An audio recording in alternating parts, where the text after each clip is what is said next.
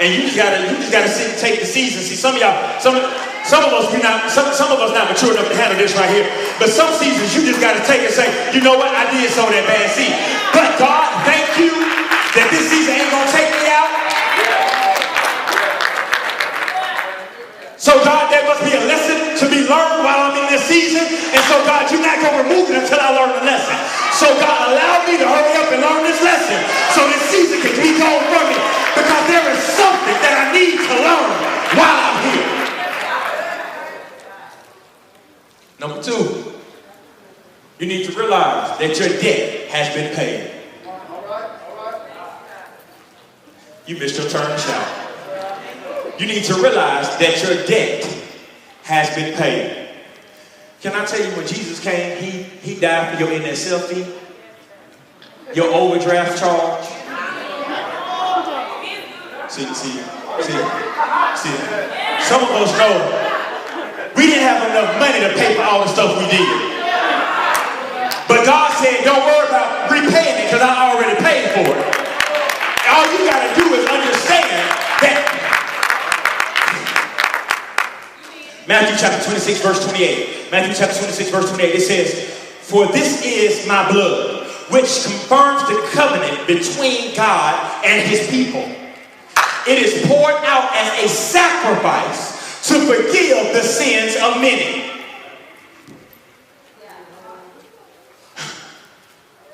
Watch. This is what blew my mind, y'all. This is what blew my mind.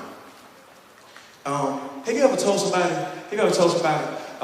you did something and then they be like, well, when you do that? And I mean, who was you with though? Who all was involved?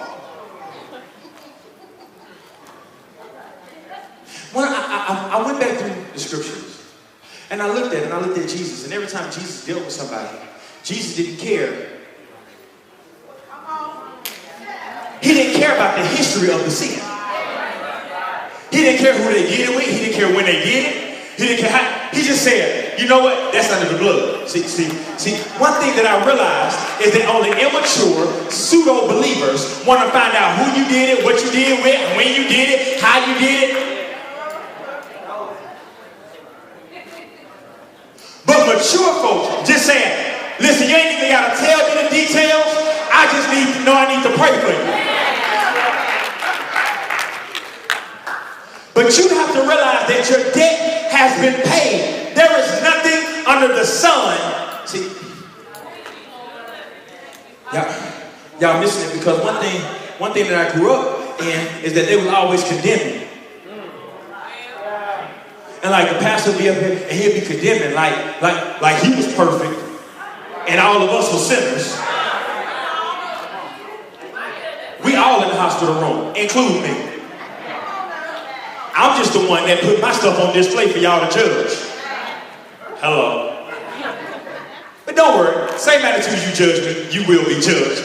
Not by me, because I ain't got nothing to do with it. That's between you and the Lord. So anyway, but watch this. One thing that I learned is that, like, we were always taught, like, what we should do and how we going to hell. And how if you ain't living right, then eternity is, you're going to burn for eternity. But one thing that I realized when I read the scriptures is that my debt has been paid. So since my debt has been paid, I don't live as though I'm afraid, but I live in a place of freedom. But that doesn't mean that I abuse the grace that he has on my life. And so the reason why I try to live right is because I love him so much.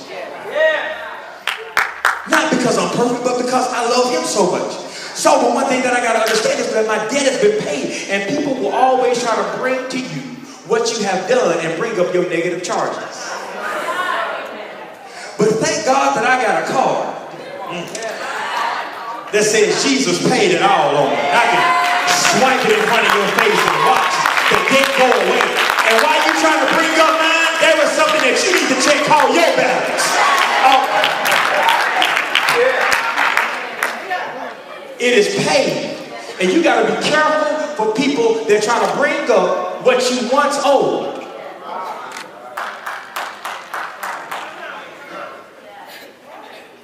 It's been paid. Said his blood has been shed for the forgiveness of many. Point number 3.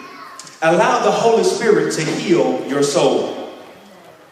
Allow the Holy Spirit to heal your soul. Allow, this word allow here, y'all only got 2 more points and then we're going to do something we're going to get out. Allow the Holy Spirit. Can I tell you this? Is that a lot of times, right now, you're in the hospital room, the doctor is here, the doctor wants to heal you, but you won't allow him to. And so we come in hurting and leave out hurting because we ain't allowed him to do nothing. Can I tell you, even when you go to the natural doctor, you can turn away any help that they want to give you.